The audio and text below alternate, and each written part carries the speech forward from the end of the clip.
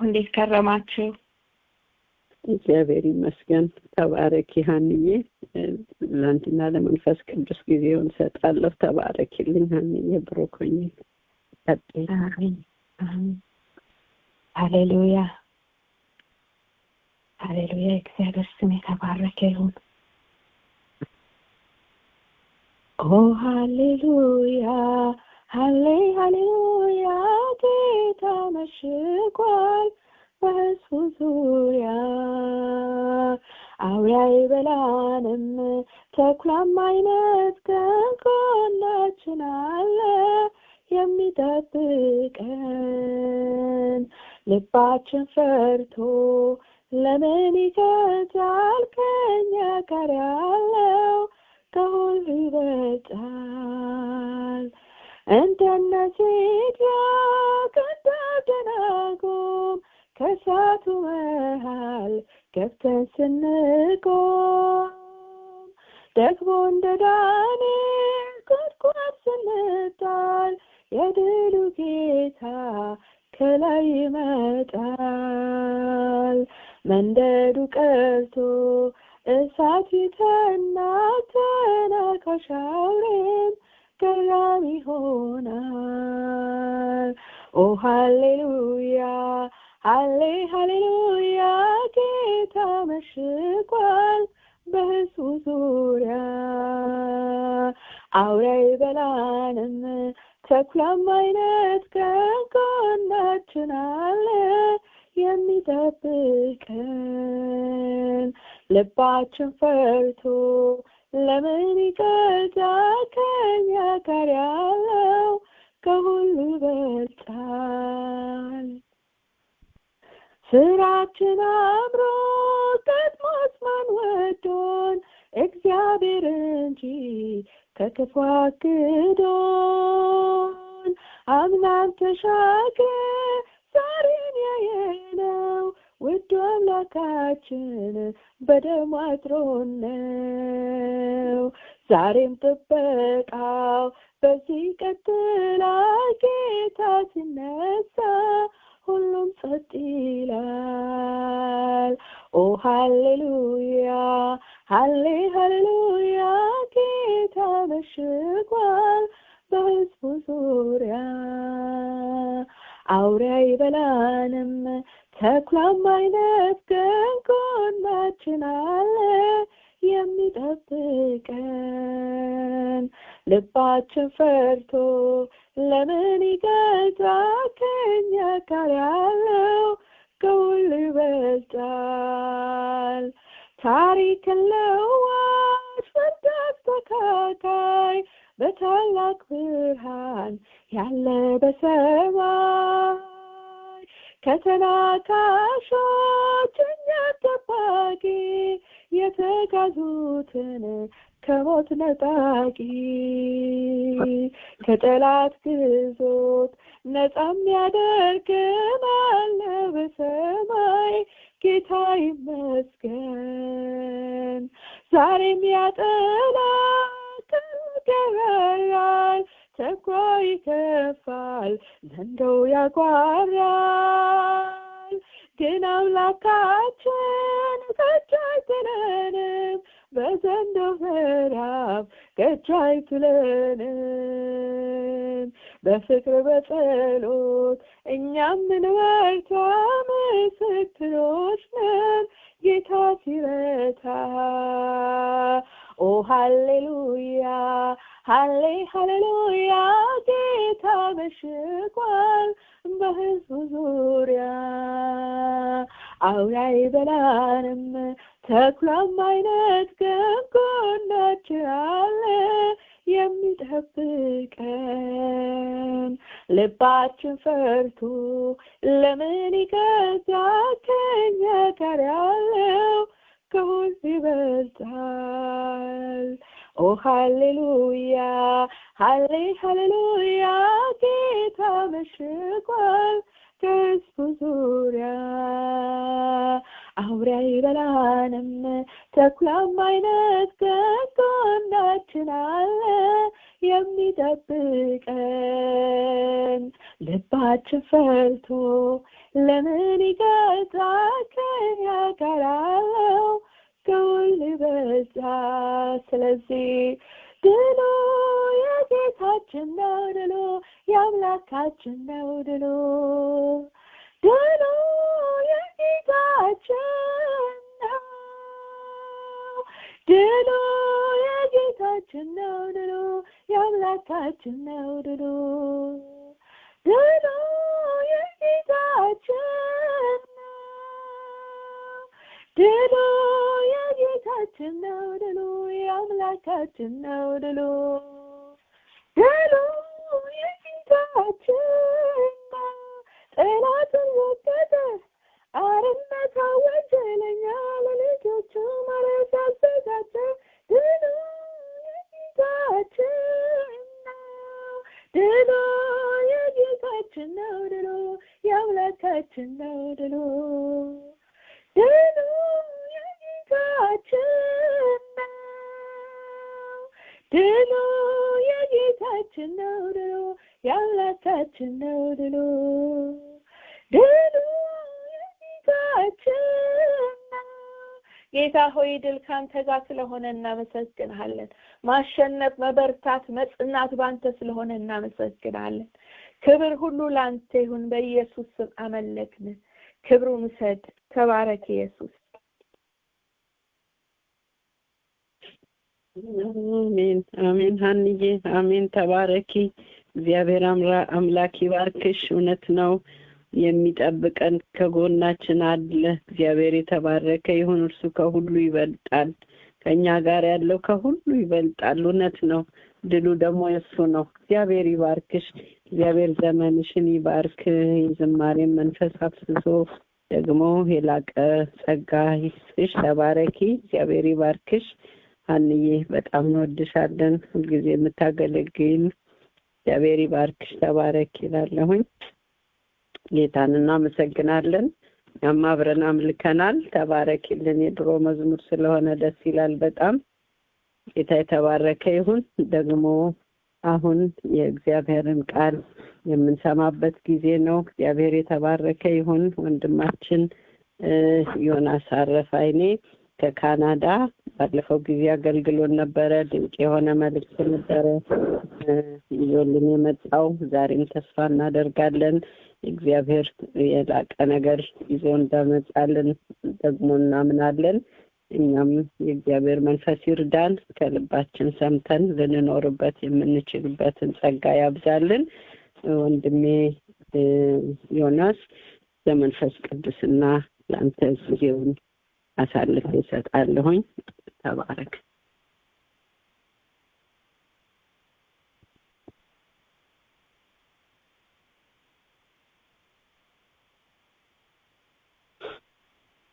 ወንድሜ ዮናስ መስመር ላይ አለ አዎ አለሁኝ እሺ ቀጥል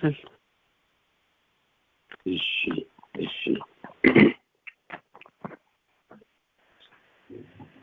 እኔ ልቀጥል ያው ቀጥል ተባረክ እሺ አሜን ሁላችሁንም በጌታችንና በመድኃኒታችን በኢየሱስ ክርስቶስ ስም ሰላም እላችኋለሁ እንደገና ከእናንተ ጋር የጌታን ጸጋ ለመካፈል ይሄንን እድል ስላገኘው ደስ ብሎኛል እና ወንድሜ ነጋሽን የዚህን ህብረት አስተባባሪዎችንም አመሰግናለሁ እግዚአብሔር አምላካችንንም አመሰግናለሁ ይሄንን እድል ባለፈው ጊዜ አብረን በነበርን ጊዜ ከክፉ አድነን የሚለውን መልእክት እንደተካፈልን ታስታውሳላችሁ እና ዛሬ ደግሞ በልቤ ያለውን መልእክት አካፍላችኋለሁ ዛሬ የምንካፈልበት የትምህርት ወይም የመልእክት ርዕስ ትውልድና ልደት የሚል ነው ትውልድና ልደት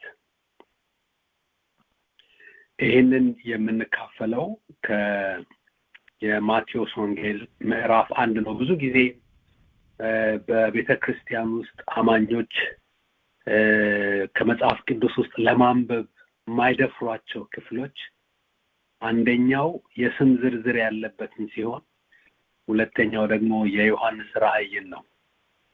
በብዛት በተለምዶ እንደሚታየው የስም ዝርዝር ያለባቸውን ዘፍጥረት ላይ እንደዚህ ማቴዎስ ምዕራፍ 1 ላይ እንደገናም ደግሞ በታሪክ መጽሐፍት ላይ በነገስት በዜና መዋዕል እና በሌሎች መጽሐፍት ላይ ስም ዝርዝር ያለባቸውን ይዘሏቸዋል እንጂ አያነቧቸውም።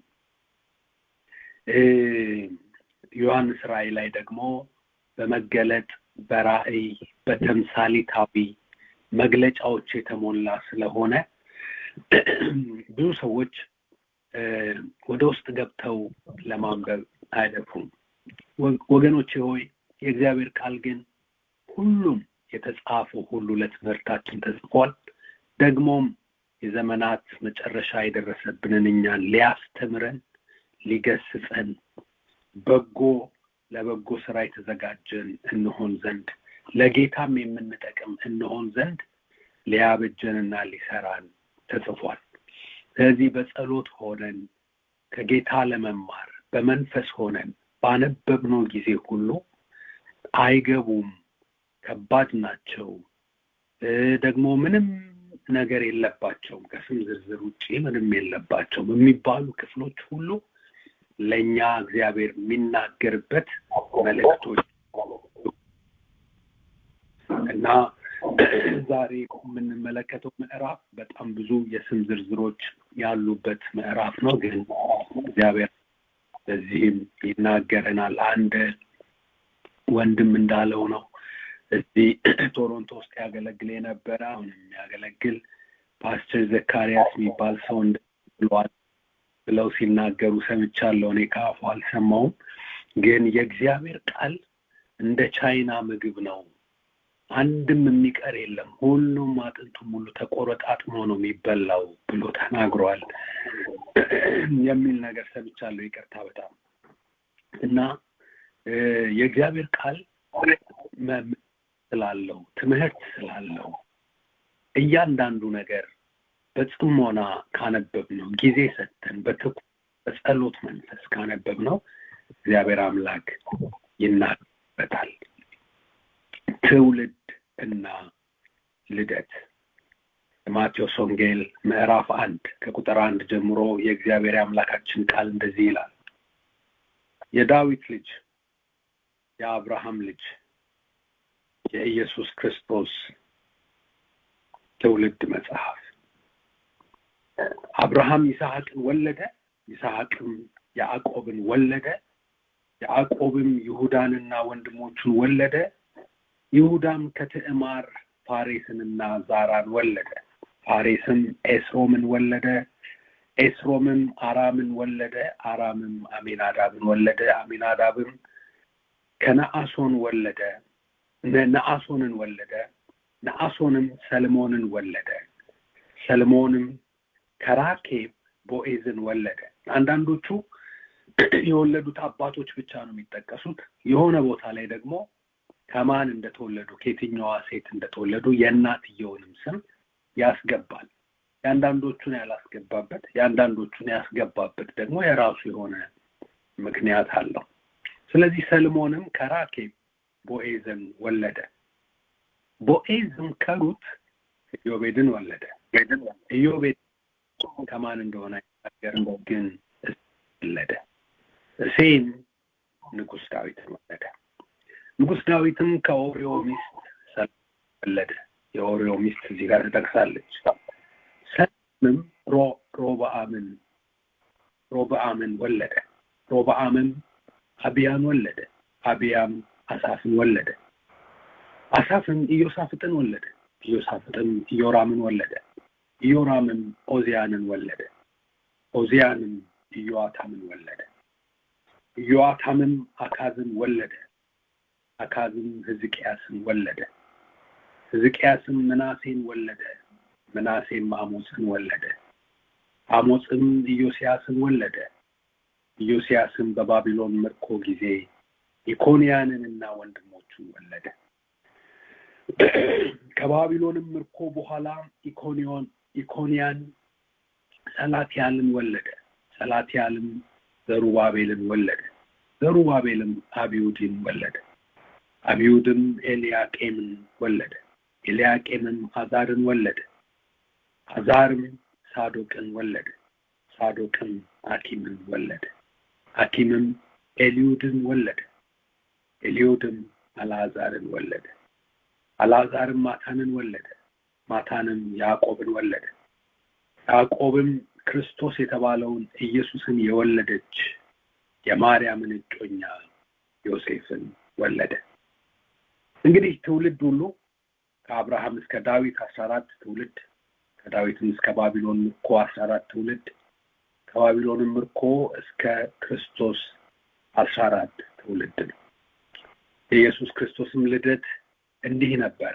የትውልድ ጨረሰና አሁን ደግሞ የልደት ጀመረ። ከላይ ምን ነበረ? የዳዊት ልጅ የአብርሃም ልጅ የኢየሱስ ክርስቶስ ትውልድ መጽሐፍ ነው። ትውልድ። አሁን ደግሞ ቁጥር 18 ላይ የኢየሱስ ክርስቶስም ልደት እንዲህ ነበረ።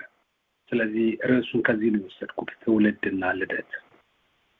እናቱ ማርያም ለዮሴፍ በታጨች ጊዜ ሳይገናኙ ከመንፈስ ቅዱስ ጸንሳ ተገኘች። እጮኛዋ ዮሴፍም ጻድቅ ሆኖ ሊገልጣት ስላልወደደ በስውር ሊተዋት አሰበ። እርሱ ግን ይህን ሲያስብ እነሆ የጌታ መልአክ በሕልም ታየው፣ እንዲህም አለ፣ የዳዊት ልጅ ዮሴፍ ሆይ ከእርሷ የተጸነሰው ከመንፈስ ቅዱስ ነውና እጮኛህን ማርያምን ለመውሰድ አትፍራ፣ ልጅም ትወልዳለች፣ እርሱ ሕዝቡን ከኃጢአታቸው ያድናቸዋልና ስሙን ኢየሱስ ትለዋለህ። በነቢይ ከጌታ ዘንድ እነሆ ድንግል ትጸንሳለች፣ ልጅም ትወልዳለች፣ ስሙንም አማኑኤል ይሉታል የተባለው ይፈጸም ዘንድ ይህ ሁሉ ሆኗል። ትርጓሜውም እግዚአብሔር ከኛ ጋር የሚል ነው። ዮሴፍም ከእንቅልፉ ነቅቶ የጌታ መልአክ እንዳዘዘው አደረገ። እጮኛውንም ወሰደ፣ የበኩር ልጇን እስክትወልድ ድረስ አላወቃትም። ስሙንም ኢየሱስ አለ። አምላካችን እግዚአብሔር ሆይ ቃልህ ሕያው ነው። አንተ ሕያው ነህ። በቃልህ ውስጥ ሕልውናህን፣ መንፈስህን፣ ጸጋህን፣ ቅባትህን፣ መልእክትህን፣ ድምፅህን፣ ዓላማህን አኑረሃል። ይህንን የሕይወት ቃል፣ የጸጋ ቃል፣ የእውነት ቃል ገልጠን ስናነብና ስናጠና ስንነጋገር ሳለ በቃልህ ውስጥ ያለው እሳት ሕይወታችንን ያቀጣጥለው። በቃልህ ውስጥ ያለው መንፈስ ልባችንን ይሙላው። በቃልህ ውስጥ ያለው ጸጋ፣ ኃይል ሁለንተናችንን ያስታጥቀው። በቃልህ ውስጥ ያለው ድምፅ፣ መልእክት ይሰማን፣ ይድረሰን። ጌታ ሆይ በዚህ ምሽት ከቃልህ የተነሳ ደስ ያሰኘህን እንድታደርግ፣ ተአምራትን እንድታከናውን፣ አይኖቻችንን እንድትከፍት፣ ክብርን ሁሉ ደግሞ አንተ እንድትወስድ እንጠይቅሃለን። ስለሰማህን ተመስገን።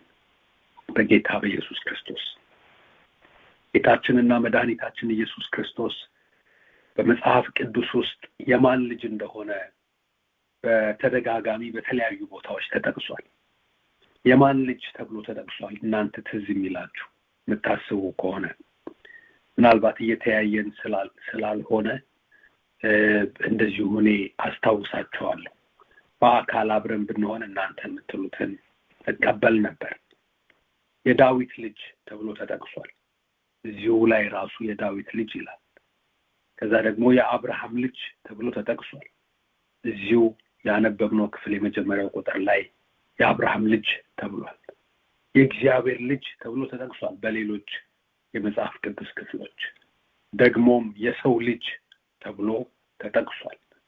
የዮሴፍ ልጅ ተብሎም ተጠቅሷል። እዚሁም ክፍል ላይ የማርያም ልጅ ተብሎም ተጠቅሷል። ስለዚህ የስድስት አይነት አካላት ልጅ ተብሎ ተጠቅሷል ጌታ ኢየሱስ ክርስቶስ። የጌታ ኢየሱስ ክርስቶስን ትውልድ ስናይ ከቁጥር 2 እስከ ቁጥር 16 ያለውን ቁጥር 17 ሰመራይዝ አድርጎታል፣ በጥቅል አስቀምጦታል። አጠቃሎታል። ቁጥር 17ን ስታዩ የቁጥር ከቁጥር 2 እስከ 16 ያለውን ስብስብ አድርጎ ጠቅልል አድርጎ ያስቀመጠበት ሐሳብ ነው። ምንድነው የሚለው? እስኪ ደግመን እናነበው። ቁጥር 17 እንግዲህ ትውልድ ሁሉ ከአብርሃም እስከ ዳዊት ይላል። ያው በፓራግራፍ በአንቀጽ ተደርጎ ተቀምጦልናል። የመጀመሪያውን ፓራግራፍ ስናይ ካስተዋወቀን በኋላ የትውልድ መጽሐፍ መሆኑን ቁጥር 2 ላይ አብርሃም ይስሐቅን ወለደ ይልና ቁጥር 6 ላይ እሴይን ወለደ፣ እሴይም ንጉሥ ዳዊትን ወለደ ብሎ ያቆማል ማለት ነው። አንቀጹን ይዘጋዋል። ስለዚህ ቁጥር 17 ላይ ምን ይላል? እንግዲህ ትውልድ ሁሉ ከአብርሃም እስከ ዳዊት 14 ትውልድ፣ ከዛ ደግሞ ከዳዊትም እስከ ባቢሎን ምርኮ 14 ትውልድ። አሁን ቁጥር 7 ላይ ሄደን ስናነብ ንጉሥ ዳዊትም ከኦሪዮ ሚስት ሰለሞንን ወለደ ይልና ቁጥር 11 ላይ ኢዮስያስም በባቢሎን ምርኮ ጊዜ ኢኮንያንንና ወንድሞቹን ወለደ ብሎ አንቀጹን ይዘጋዋል።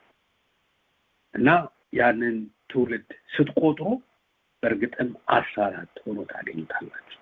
ከዛ ከባቢሎን ምርኮ እስከ ክርስቶስ 14 ትውልድ ብሎ ደግሞ ሶስተኛውን አንቀጽ ይነግረናል።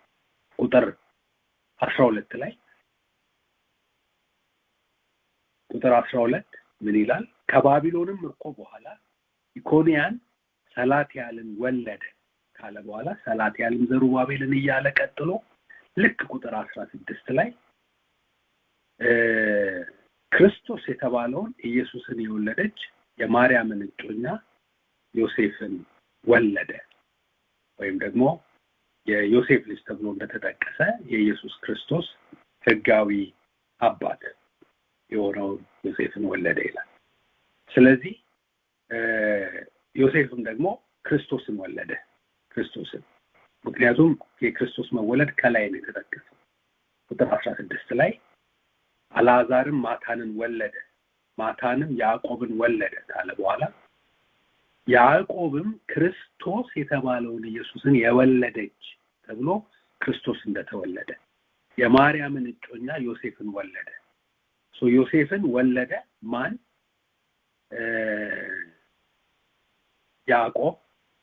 ያዕቆብ ዮሴፍን ወለደ፣ ዮሴፍም ክርስቶስን ወለደ ማለት ነው። አሁን ይሄ ማጠቃለያውን ቁጥር 17ን ስታዩት ልክ እሱ እንዳለው ልክ ነው ወይ 14 ትውልድ ነው ወይ ብላችሁ ሄዳችሁ ስትቆጥሩ በጥንቃቄ እኔ አሁን ጊዜ እንዳይወስድብን ነው እንጂ ልንቆጥር እንችላለን። ስም እየጠራሁኝ እናንተን ቁጠሩ ብዬ ማስቆጠር እችላለሁ። እኔ በደንብ ቆጥሬዋለሁ። ስም ሳት ደግሞ ትውልዱን ብቻ እየቆጠራችሁ የመጀመሪያው አንቀጽ ላይ 14፣ ሁለተኛውም 14 ነው፣ ሶስተኛውም እስከ ክርስቶስ ኢየሱስ ድረስ 14 ትውልድ ነው። አጠቃላይ እንግዲህ 42 ትውልድ 42 ትውልድ። ይሄ በጣም የሚገርም ሆኖ ሳለ ሌላው በጣም የሚገርመው የመጀመሪያው አንቀጽ የያዘው የእስራኤልን አባቶች ነው የያዘው። የአባቶች ስም የተጠቀሰው አብርሃም አባታችን፣ ይስሐቅ፣ ያዕቆብ፣ ይሁዳ፣ ከዛ ደግሞ ዛራ፣ ፋሬስ፣ ኤስሮም፣ አሚናዳብ፣ ናአሶን እነዚህ የአባቶች ዘር ነው የምትመለከቱት። ስለዚህ በክርስቶስ ኢየሱስ ትውልድ ውስጥ አባቶች አሉ። በክርስቶስ ኢየሱስ ድኖ በእግዚአብሔር ቤተሰብ ውስጥ እንደገናም ደግሞ በክርስቶስ የትውልድ ሐረግ ውስጥ የገባ ሰው የተካተተ ሰው እዛ የዘር ሐረግ ውስጥ የክርስቶስ ልጅ ሆኖ በክርስቶስ ኢየሱስ የእግዚአብሔር ልጅ ሆኖ እዚህ የዘር ሐረግ ውስጥ የገባ ሰው የአባቶች የዘር ሐረግ አለበት ማለት ነው። በዘሩ ውስጥ አባቶች አሉ።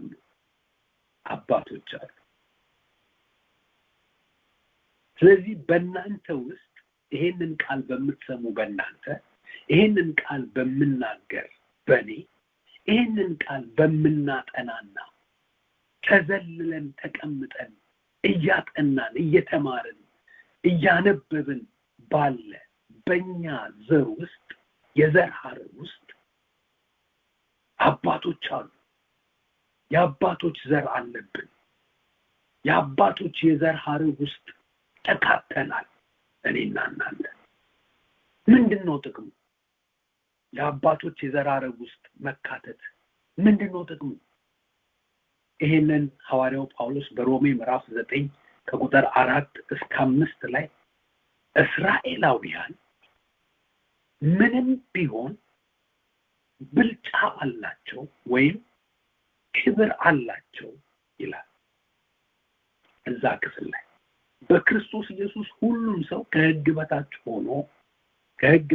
ሆኖ በክርስቶስ ኢየሱስ በጸጋው ብቻ እንደሚጸድቅ በክርስቶስም ደግሞ ከአሕዛብና ከአይሁድ ወይም ከእስራኤል አንድን አዲስ ሰው እንደፈጠረ ሁሉን በመስቀሉ ላይ እኩል አድርጎ በመስቀሉ አድኖ በአዲስ ኪዳን ማንም ከማንም ሳይበልጥ ሁሉም ኃጢአተኛ ሁሉም በጸጋ የሚድን እኩል አድርጎ እንዳስቀመጠው በግልጽ እናያለን።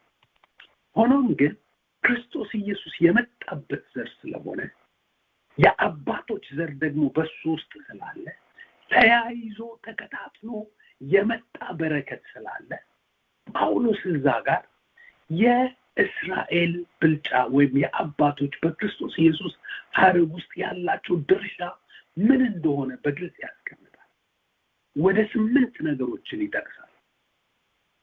ከአባቶች ወይም ከእስራኤል የሆነው ነገር አንደኛ ልጅነት ነው ይላል። ልጅነት ከእስራኤላውያን ነው የመጣው። ልጅነት ከአባቶች ነው የመጣው። ከዛ ደግሞ ክብር ይላል። ክብር እግዚአብሔር ክብሩ ከእግዚአብሔር ክብር ውጭ ሌላ ክብር የለም። ክብር ከምስራቅ ወይም ከምዕራብ ወይም ከምድረ በዳ አይመጣም። ከሚያከብር ከእግዚአብሔር ነው። እግዚአብሔር ነው ክብር። የሰው ክብር እግዚአብሔር ነው። መቼም ቢሆን የእግዚአብሔር ሐልወት፣ የእግዚአብሔር አፕሩቫል፣ የእግዚአብሔር ምስክርነት፣ የእግዚአብሔር አብሮ መሆን እሱ ነው ክብር። ስለዚህ ክብር ለነሱ ተሰጥቷል ይላል። ልጅነት ክብር። ከዛ ኪዳን ደግሞ የተሰጠው ለአባቶች ነው። የሕግ መሰጠትም ለነሱ ነው ይላል። የመቅደስ ስርዓትም ለነሱ ነው ይላል። የተስፋ ቃላትም ለነሱ ነው ይላል። አባቶችም ከነሱ ናቸው ይላል። ክርስቶስም ደግሞ ከነሱ ነው የወጣው። ስለዚህ የአባቶች ዘር አለብን። ወንድሞቼና እህቶቼ በዚህ ዓለም ላይ በጣም አስገራሚ የሆነ መከፋፈልና መለያየት አለ። አንደኛው የልዩነት ምክንያት የሆነው ዘር እና የቆዳ ቀለም አካባቢ ነው። ነጮች፣ ጥቁሮች ነጮች ያሉ በእነሱ 6 ሰዓት በእኛ 9 ሰዓት ነው። ብዙ ህዝብ በመሳተፍ ተሳተፉ። ባንተ እንዳናንተ ታስል ግን ይሄ ሚዩት አድርጉ ስልካችሁን ባካችሁ።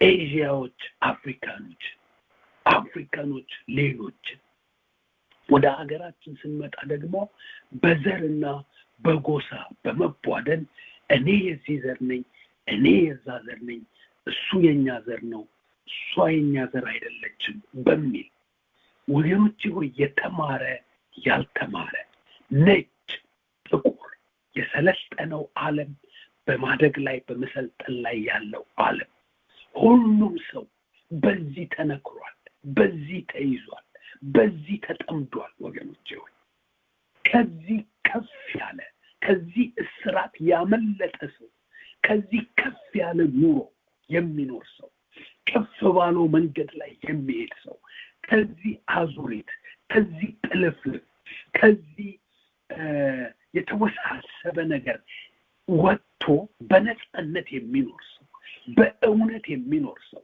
ማን ነው ካላችሁ ይህ የክርስቶስ የትውልድ ሐረግ የገባውና በዛ ውስጥ ሆኖ የአባቶች የእስራኤል አባቶች እግዚአብሔር የጠራቸው ሰዎች ቃል ኪዳንና ተስፋ የሰጣቸው ክብርና ስርዓት የሰጣቸው ክርስቶስ ከነሱ የመጣ ልጅነትና ክብር የተሰጣቸው የአባቶች ዘር ውስጥ እንደገባ የገባው ሰው በክርስቶስ ኢየሱስ የማይጠፋ ዘር ውስጥ ምድራዊ ያልሆነ ዘር ውስጥ ሰማያዊ ዘር ውስጥ ክብር ያለበት ዘር ውስጥ ቃል ኪዳን ያለበት ዘር ውስጥ እነሆ የተስፋ ቃል ያለበት ዘር ውስጥ እንደገባ የገባው ሰው እሱ ብቻ ነው የሚያመልጠው።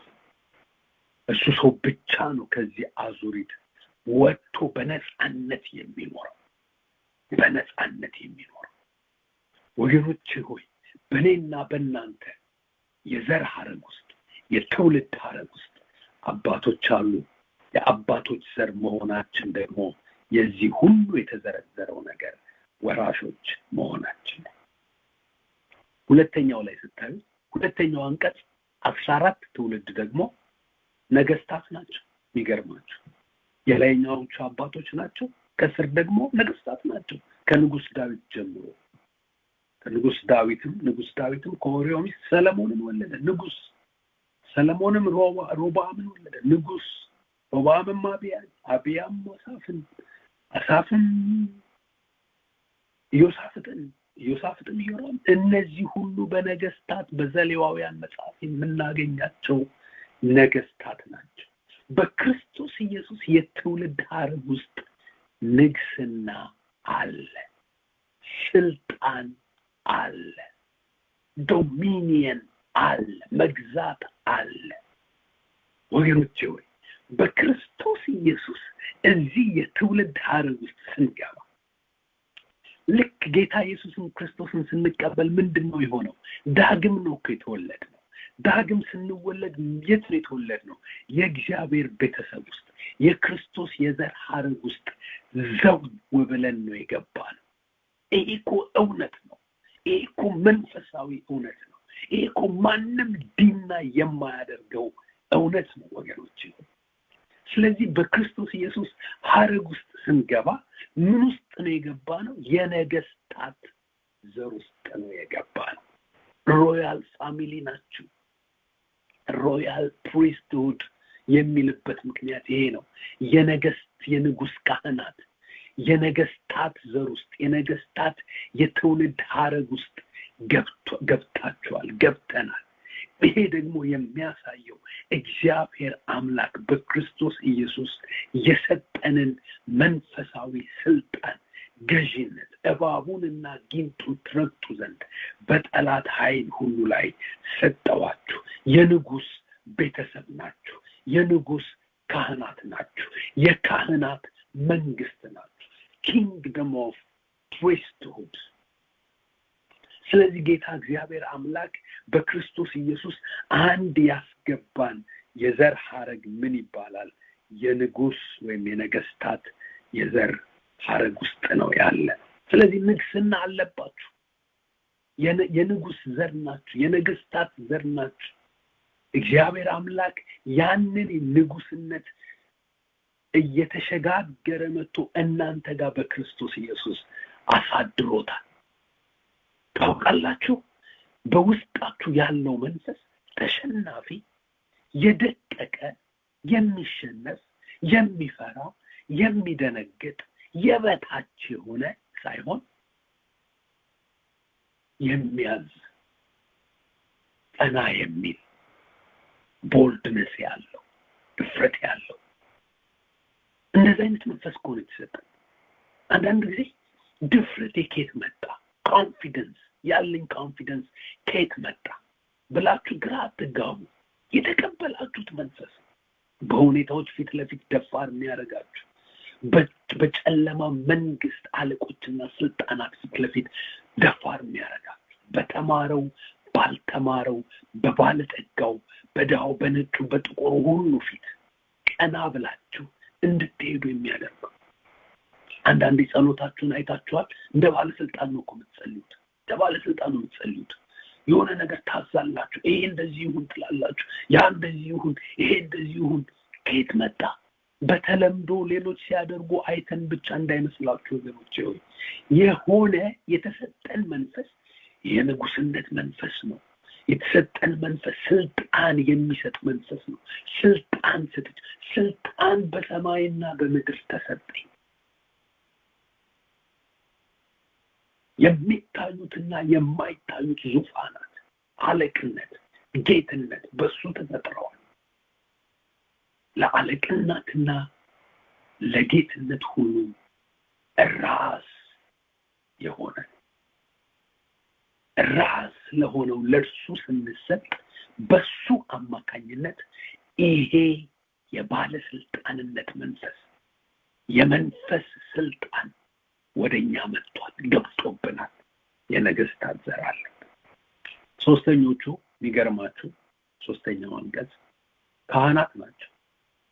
ከባቢሎን ምርኮ በኋላ ኢኮንያን ሰላትያልም ወለደ። ሰላትያልም ዘሩባቤልም አብዩድ። እነዚህ ደግሞ የካህናት ዘር ናቸው። በክርስቶስ ኢየሱስ ትውልድ ውስጥ ሶስተኛው ክፍል ምንድነው? ካህናት። አባቶች አሉ፣ ነገስታት አሉ፣ ካህናት አሉ። ስለዚህ ካህንነት በዘር ሐረጋችን ውስጥ ነው ያለው። የክርስቶስ ስንሆን ኢሚዲየትሊ ማንም ገና የእምነት ማጽኛ ትምህርት ሳያስተምራችሁ፣ የክትትል ትምህርት ሳያስተምራችሁ፣ የድነት ትምህርት ሳያስተምራችሁ ወዲያውኑ የክህነት መንፈስ ስለምትቀበሉ፣ የክህነት ዘር ውስጥ ስለምትገቡ፣ አዲስ የተወለደው መንፈሳችሁ አዲስ የተወለዳችሁበት መንፈስ መንግስት ወይም ደግሞ ቤተሰብ የክህነት የዘር ሐረግ ያለበት ስለሆነ ወዲያው የክህነት ስራ ትጀምራላችሁ። ካህናት ይቀድሳሉ፣ ካህናት ይወድሳሉ፣ ካህናት ይሰዋሉ፣ ካህናት ያመልካሉ፣ መስዋዕትን ያቀርባሉ። የሚቃጠል መስዋዕት፣ የደህንነት መስዋዕት፣ የምስጋና መስዋዕት፣ የእህል ቁርባን ያቀርባሉ። ካህናት ሰዊዎች ናቸው፣ አምላኪዎች ናቸው። የተቀበልነው የካህንነት መንፈስ ደግሞም የገባንበት የዘር ሐረግ የትውልድ ሐረግ የካህናት ሐረግ ስለሆነ በእኔና በእናንተ ውስጥ የአምልኮ መንፈስ አለ። አምላኪዎች ነን፣ አመስጋኞች ነን፣ ሰዊዎች ነን። እንሰዋለን፣ ለእግዚአብሔር እንሰዋለን፣ ጊዜ እንሰዋለን፣ ምቾት እንሰዋለን፣ ጉልበት እንሰዋለን፣ ገንዘብ እንሰዋለን፣ አምልኮ እንሰዋለን፣ ምስጋና እንሰዋለን። አምላኪዎች ነን። ለምን? ካህናት ነና የካህናት የዘር ሐረግ አለብን። መስዋዕት እናቀርባለን። ደግሞስ ማላጆች ነን፣ እንማልዳለን። ካህናቶች ስለ ሌሎች ሰዎች ኃጢአት ይሰዋሉ፣ ስለ ሌሎች ሰዎች ምስጋና ይሰዋሉ። ሌሎች ሰዎችን እያሰቡ on behalf of others በሌሎች ሰዎች ምክንያት በእግዚአብሔር ፊት ይቆማሉ ካህናት። ስለዚህ ይሄ የተሰጠን የክህነት ሐረግ ማላጆች፣ ስለ ሌሎች የምንቆም ያደርገናል። የምንማልድ ያደርገናል።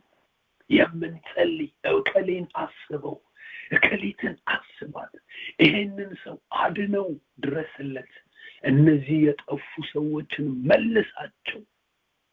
ስለነሱ መስዋዕት በእግዚአብሔር ፊት ይዘን እንታያለን። ምልጃ ይዘን፣ ልመና ይዘን፣ መስዋዕት ይዘን እንቀርባለን። ለምን? የካህናት ሐረግ አለብን። የካህናት ዘር አለብን። የካህናት የትውልድ ሐረግ ውስጥ ገብተናለን። እግዚአብሔር የተመሰገነ ይሁን። ሃሌሉያ። ወደ ልደቱ እንምጣና እንጨርሳለን።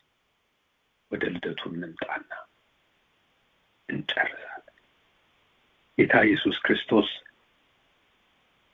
በተወለደ ጊዜ የኢየሱስ ክርስቶስ ልደት እንዲህ ነበረ ይላል። የመጀመሪያው ነገር ምንድነው የምናየው? በክርስቶስ ኢየሱስ ልደት ውስጥ የትውልዱን አይተናል። በልደቱ ውስጥ በተፈጥሯዊ ሳይሆን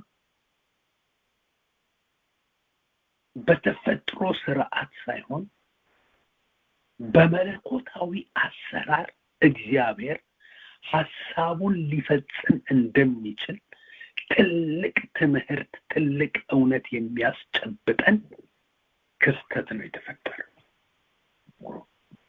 ሁሉም ሰው ማንም ሰው እንደሚያደርገው እየተጋባ ልጅ ይወልዳል። ኢየሱስ ክርስቶስ ወደዚህ ምድር በሚመጣበት ጊዜ ግን በመንፈስ ቅዱስ ጸንሳ ተገኘች። በታጨች ጊዜ ለዮሴፍ ሳይገናኙ ሳይነካኩ ከመንፈስ ቅዱስ ጸንሳ ተገኘች። የመንፈስ ቅዱስ ሥራ ነበር። የእግዚአብሔር መለኮታዊ አደራረግ ነበር። በክርስቶስ ኢየሱስ ልደት ውስጥ የምንማረው የምናስተውለው ነገር እግዚአብሔር እንዴት ሊሆን ይችላል የሚባለውን ፈቃዱን ዓላማውን ለመፈጸም ድንቅ የሆነ መለኮታዊ አሰራር አለው። ድንቅ የሆነ መለኮታዊ አሰራር አለው። እኔ ዛሬ ይህንን ቃል ለምትሰሙ ሰዎች ሁላችሁንም እንደማንኛውም ሰው አይደለም ይመራችሁ። የዛኛው ወንድም እንደዛ ስለሆነ ያንተም እንደዛ ይሆናል ማለት አይደለም። የዛችኛው እህት እንደዛ ስለሆነ ያንቺም ያንተም እንደዛ ይሆናል ማለት አይደለም። እግዚአብሔር አምላክ መለኮታዊ አሰራር አለው። እንዴት ይሆናል የሚባል ነገር የሚያደርግበት ፈቃዱን የሚፈጽምበት አሰራር አለው። ለየት ይላል። አንድ አይነት ላይሆን ይችላል። አንዳንዶች መልአኩ ውሃ መጥቶ ውሃውን ሲያናውጠው ሰዎች ይዘዋቸው ተንደርድረው ሲከቷቸው ነው የሚፈወሱት። አንዳንዶች ደግሞ ቀጥታ እሱ ራሱ ይመጣላቸዋል። የውሃውም የመልአኩም ፈጣሪ ላኪ ዋናው ይመጣላቸዋል። እግዚአብሔር አምላክ በራስ ሁኔታ፣ በራስ መንገድ፣ በራሱ አሰራር፣ በራሱ የመለኮት አደራረግ ባንተ ህይወት ላይ፣ ባንተ አገልግሎት ላይ፣ ባንተ መንገድ ላይ ይገለጣል። እግዚአብሔርን እመነው። አይቻልም የሚባለውን ነገር ከቶ እንዴት ሊሆን ይችላል የተባለውን ነገር እግዚአብሔር አምላክ በራሱ አሰራር፣ በመለኮት አሰራር፣ እሱ ባሰመረው፣ እሱ በወሰነው፣ እሱ በፈለገው አደራረግ ይሰራዋል፣ ያደርገዋል። መንገድ አለው።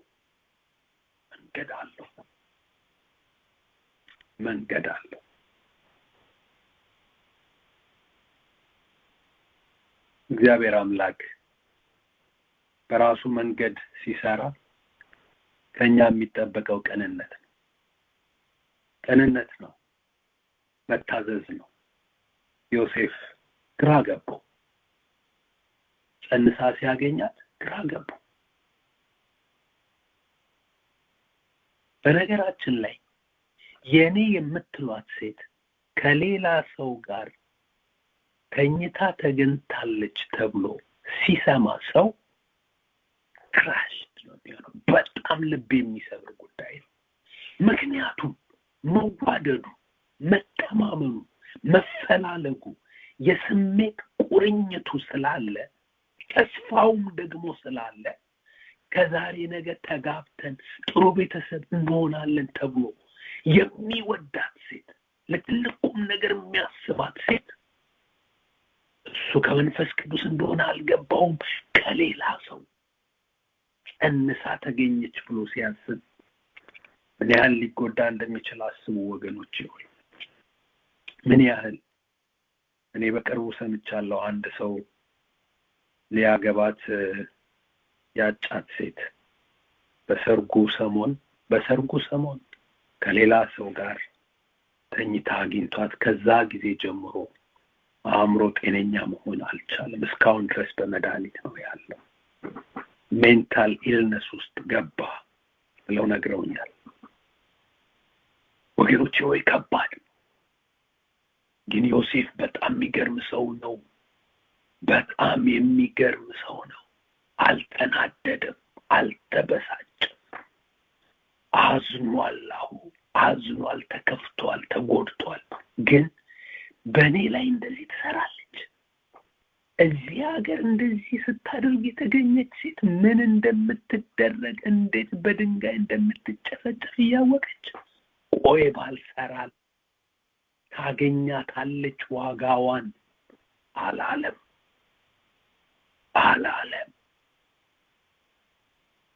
ለእግዚአብሔር ተወው። በስውር ሊተዋት አሰበ። ሊገልጣት ስላልወደደ ማለት እኮ ሊያጋልጣት፣ ይሄው የሰራችውን ተመልከቱ ብሎ ለማንም አላወራም።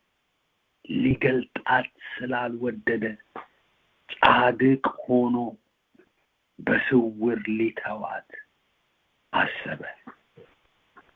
ወይ ቅንነት ወገኖቼ፣ ወይ ቅንነት እንዴት እግዚአብሔር እንደሚወድ እንዴት እንደሚስበው ልነግራችሁ አልችልም። ሰይጣንን ምንድነው የሚስበው? ተንኮል። ለምንድነው ከምድር ሁሉ ካሉት እንስሶች ሁሉ እባብን የመረጠው? ለምን እንደሆነ ታውቃላችሁ? እባብም በምድር ላይ ካሉ እንስሶች ሁሉ ይልቅ ምን ነበረ? ተንኮለኛ ነበረ፣ ሽሩድ ነበረ። ብልህ ብቻ አልነበረም፣ ብልጣብልጥ ነበረ። እና ሲፈልግ የሚመቸውን አገኘ። ሰይጣን ተንኮለኛ ልብ ዲመን አትራክት ያደርጋል፣ አጋንንትን ይስባል። ወገኖች ባይገባባቸው እንኳን ሰዎች መጠቀሚያው ግን ያደርጋቸዋል። ተንኮል ሲያስቡ ሰዎች በቤተ ክርስቲያንም እንኳን ቢሆን በዓለም ዙሪያ ተንኮል የሚያስቡ ሰዎች የክፉ መጠቀሚያ ይሆናሉ። ወገኖች ቅንነት ግን እግዚአብሔርን ይስበዋል። ቅንነት ፊቱን ታይዋለች ተብሎ ተጽፏል። አንተ ቅን የጻድቃንን መንገድ ታቃናለህ፣ ልበ ንጹሐን እግዚአብሔርን ያዩታል፣ ልበ ቅኖች። ስለዚህ በቅንነት ሊተዋት ሲል እግዚአብሔር ግን መንገዱን አቀና። ልትስት አትችልም። መንገድ ልታሳብር አትችልም። ስትጠፋ ዝም ብዬ አላይም። ያልሆነ ውሳኔ ስትወስን ዝም ብዬ አላይም።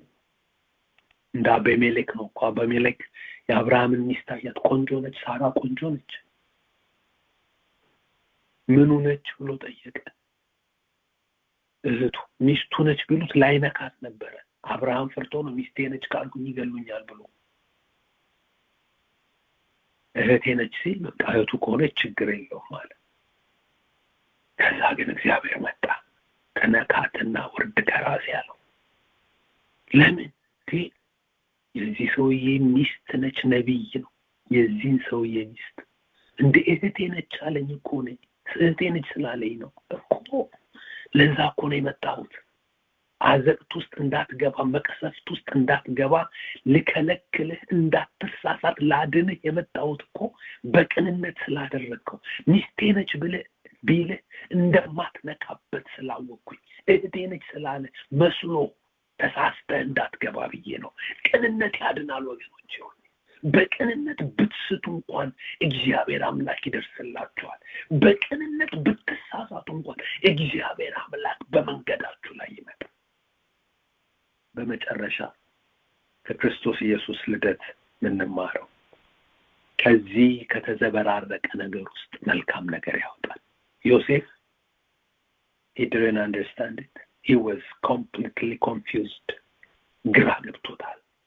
ግራ ገብቶታል ወገኖች። it was a mess ነው በቃ ህይወቱ፣ ኑሮ፣ ግንኙነቱ አልገባው።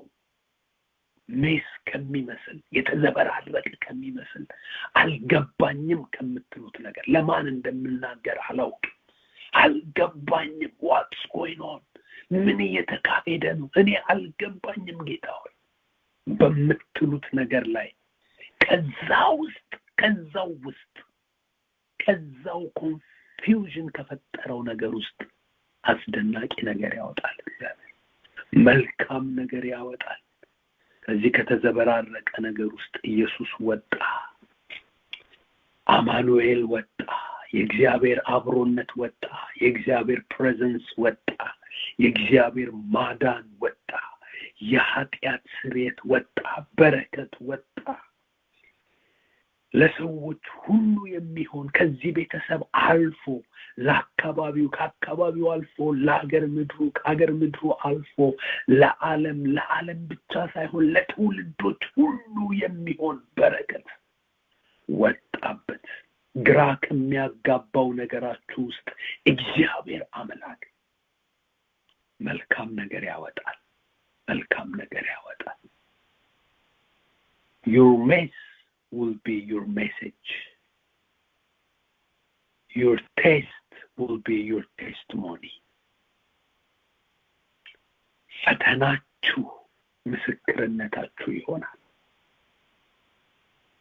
የተዘበራረቀው ሁኔታችሁ መልእክታችሁ ይሆናል መወጣጫ መሰላላችሁ ይሆናል እግዚአብሔር የተመሰገነ ይሁን ሁላችንም እንጸልይ ወንድሜ ነጋሽ ካለ እንዲጸልይልን ወይም ደግሞ ሌላ የሚጸልይ ሰው ካለ ለእናንተ ለፕሮግራም መሪው አለፈ ይሰጣለሁ ሁላችንም እንጸልይ እኔም አብሬያችሁ ጸልያለሁ እሺ እግዚአብሔር የተመሰገነ ይሁን ነጋሽ ደርሰሃል አዎ ደርሻለሁ ያው ተከታትያለሁ ጀምሮሽ ጸልያለን አብረን እግዚአብሔርን እናመሰግናለን እግዚአብሔር ተናግሮናል እግዚአብሔር መክሮናል እግዚአብሔር የተመሰገነ ይሁንና ብዙ ጊዜ እኔ ከሌላ ክፍል ቶሎ ብዬ ይህን ክፍል ነው ዘልዬ ወደ ሌላ የሚሄደው ያው እንትን ካልሆነ በስተቀርና እግዚአብሔር አስደናቂ ነው ዛሬ ደግሞ ከዚህ ነገድ ውስጥ ላይ የአባቶች ዘር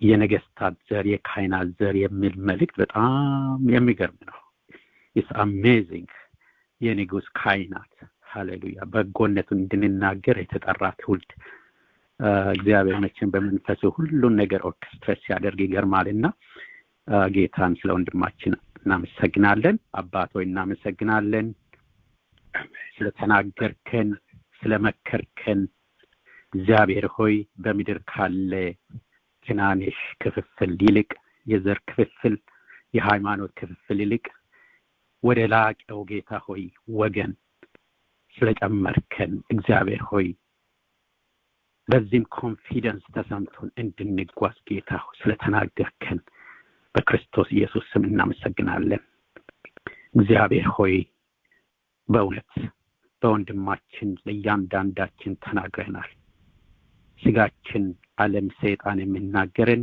ሌላ አይደንቲቲ ሌላ ነገር ነው ከዚህ የተነሳ እንደ ዓለማዊ ልንሆን እንዳልዳኑ ልንሆን ይቃጣናል ጌታ ሆይ ነገር ግን ዛሬ ስላነቃኸን እግዚአብሔር ዛሬ ስለመከርከን እግዚአብሔር ሆይ የላቀ ዘር ለዘላለም የሚሄድ ከሰማያዊ ወገን ይሆን ይህንን በጎነትን ተስፋ ለሌላቸው እንድናበስር ጌታ አምላኬ ሆይ በእውነት ወደኛ መጣልና ተባረክ እግዚአብሔር ሆይ ያንዳንዳችን የተለያየ ሜስ ውስጥ እናልፋለን በምድር ስንኖር ጌታ ሆይ ነገር ግን በዮሴፍ ጌታ ሆይ የሰራኸውን እግዚአብሔር አምላኬ ሆይ ለትውልድ የሚበቃውን ታግሶ በጥንቃቄ ካንተ ሰምቶ ታዞ ጌታ ሆይ ለኛ የሚበቃን የሚተርፍን መሲሁን መድኃኒት የሆነን ክርስቶስን ጌታ አምላክ ሆይ በመታዘዙ ጌታ አምላክ ሆይ ከዛ ነገር ጌታ አምላክ ሆይ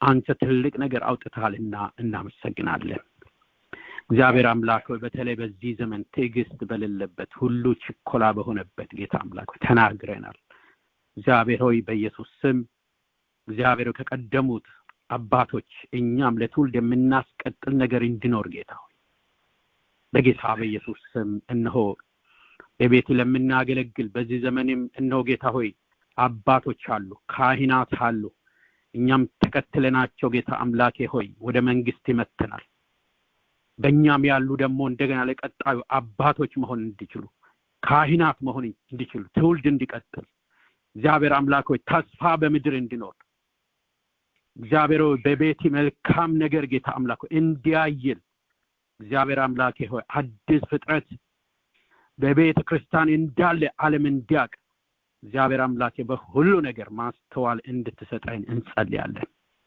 አሰራሪ በመንፈስ ቅዱስ ነው ጌታ ሆይ እንዳስተማርከን እግዚአብሔር አምላኬ ሆይ ነው ሜስ ከሆነ ነገር ምንም ነገር የለም በሚባልበት ጌታ ሆይ አያይዘ ከቀድሞ የነበረውን ክዳን ጌታ ሆይ ለዘመናት ያቆየ አሁንም በዚህ ዘመንም ጌታ ሆይ በምድር ምንም ተስፋ የለም በምድራችን ተስፋ የለም እግዚአብሔር አምላኬ ሆይ በዚህ በዓለም በልዩ ልዩ እግዚአብሔር አምላኬ ሆይ ነገር የምንታመንበት ነገር የለም አንድ ነገር ግን አለ ነው እስከ ዓለም ፍጻሜ ድረስ ከናንተ ጋር ነኝ ደሞ በስጋ ለባሽ ሁሉ ላይ ከመንፈሴ አፈሳለሁ እንዳልክ ጌታ ሆይ ልጅነትን ክብርን ደሞ ክዳንን ከአባቶች ያወጣ ጌታ አሁንም በጌታ በኢየሱስ ስም ክብር የክብር ጌታ ሆይ የልጅነት እግዚአብሔር ሆይ በጌታ በኢየሱስ ክርስቶስ ስም ተስፋ ጌታ ሆይ ይተላለፍ ዘንድ አሁንም እንድታነቃን እንጸልያለን እግዚአብሔር ለወንድሜ አሁንም ከዚህ የበለጠ ጸጋን ጨምርለት እግዚአብሔር አምላክ ብዙዎችን የሚያነቃ የሚያተጋ ጌታ አምላክ የረሳነው ነገር ጌታ ሆይ ነው በአንተ ሬቨሌሽን ጌታ አምላክ ሆይ በኢየሱስ ክርስቶስ ስም ሕያው እንዲያደርግ ጸጋህን እንድታበዛለት እንጸልያለን ስለነበረን ጊዜ ሁሉ እግዚአብሔር በጸሎት በዝማሬ ስላገለገለን ሁሉ እናከብራለን በምትወደው ልጅ በኢየሱስ ክርስቶስ ስም አሜን አሜን አሜን አሜን ወንድሜ ነጋሽ ጌታ ይባርክ ጥሩ ጸልየልናል ጌታ ይባርክ ወንድማችንን ባርከዋል ተባረክ እግዚአብሔርን እናመሰግናለን ወንድማችን ዮናስ እግዚአብሔር የሰጠን ድንቅ የሆነውን በጭራሽ እኔ በዘመኔ ያስተውየው አላቅም አነበዋለሁ በጣም ወዳለሁኝ ማንበብ ስማቸው ደስ ስለሚለኝ ደግሞ የነገስታትን ታሪክ ስለማነበው ስማቸውን የከሌ ንጉስ ከሌን ወለደ የሚለውን ለማየት የነገስታትን በተለይ አጥብቄ አያለሁኝ ግን ስለ ካህናቱ እንደገና ደግሞ ስለ አባቶች ብዙ ሲሪየስሊ አይቼው አላቅም ነበረ አሁን እንደገና ደግሞ በሶስት መከፈላቸውን ይበልጥ ደግሞ ለኛ የነገስታትን የክህነትን እንደገና ደግሞ የአባቶችን ዘር ተቀላቅለን መኖራችንን እንዳለን እንድናቀው ያለንን ስፍራችንን እንድናውቀው ማን እንደሆን እንድናውቀው እንደተራሰው ራሳችንን እንዳናየው በቃ የነገስታት ንጉስ የሆነው ልጅ መሆናችንን እና ደግሞ እኛ ነገስታት ንጉስ ዘር መሆናችንን እንድናቅ ጥብቅ የሆነ ጠለቅ ያለ በቃ ማንነታችንን እንድናውቅ በቃ ኃይላችን የተሰጠንን እንድንጠቀምበት ጥሩ የሚያነቃቃ የሚያነሳሳ ትምህርት ነው እግዚአብሔር አምላክ ይባርክ ጸጋ ይብዛልህ ብዙዎችን እንደዚህ የምታወጣ ያድርግህ ለብዙዎች የሚተርፍ ነገር ይውጣ ከውስጥህ እኛም ደግሞ በተማርነው መኖር እንድንችል እግዚአብሔር ኃይል ይስጠን ጸጋ ይስጠን እንዳንረሳው እንድንኖርበት እግዚአብሔር ይርዳን ተባረክ ወንድሜ እግዚአብሔር ይባርክ አሜን ዘመንህን እግዚአብሔር ይባርከው ብዛልን አሜን አሜን ተባረክልን